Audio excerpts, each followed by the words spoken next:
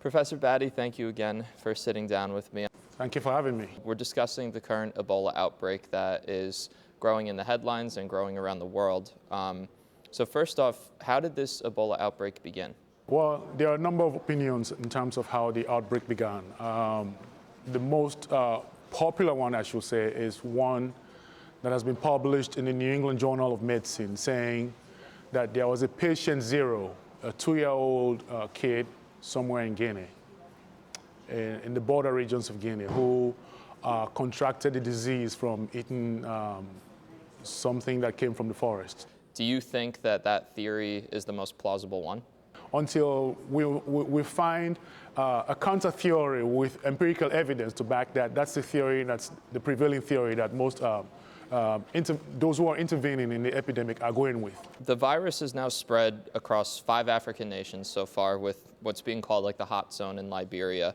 And there's been almost 7,500 cases, with nearly half of those people passing away from the disease.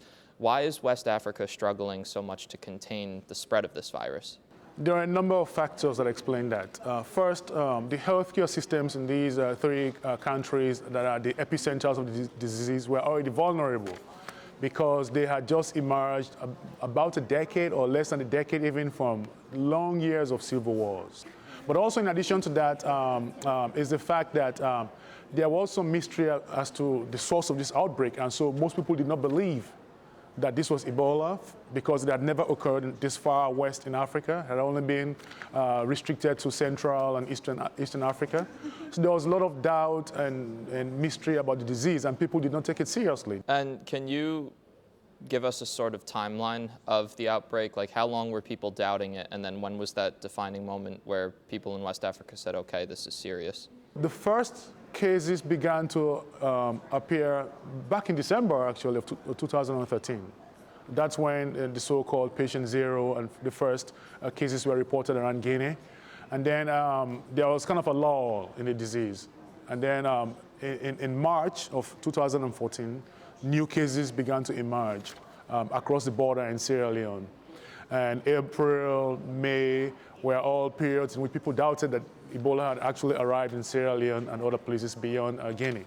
Now, we're all being informed, especially in America, that this virus is now spreading beyond West Africa.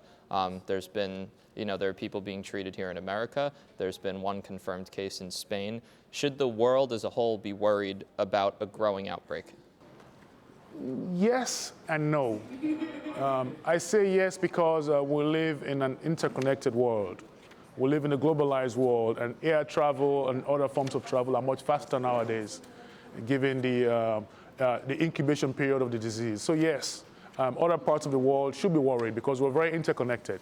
No, because in other places such as America, for example, developed societies, they have much more efficient healthcare systems. So even though, as we saw in the case of Dallas, even though there might be an outbreak, I'm pretty sure their response will be more robust in terms of tackling the disease. How should this outbreak further spotlight the need for improved healthcare in Africa? In so many ways. If you look at the amount of money that has been spent since the civil wars ended in these regions, billions of dollars even on reforming infrastructures, rebuilding healthcare systems and so forth. Where has all that money gone? And those monies are taxpayer money from including America, European countries, and so forth. I think people should be asking much deeper questions and bigger questions about the distribution of aid, for example. Okay, so those, given the amount of money that has been spent, those areas really should have had much better healthcare systems. But the money has pretty much gone down the drain. You can call it a huge sinkhole of corruption. How do you feel the media has been covering this outbreak? Oh, the media has done its usual job of being sensational and in many kinds of ways. They have actually done a disservice to the American public in terms of how they've informed the American public. If you look at a huge amount of the reports that are coming out when they go in, they only focus on the really worst case scenarios, okay? There's no attempt to, okay, the epidemic is bad, we all know that. Ebola is a very dangerous disease, we all know that. Okay, but there are people who are surviving and not who are less touched by the disease, and their stories are equally worthy of being told. Here, just like our conversation last time, within the bubble that is Quinnipiac University, why should students here care about Ebola?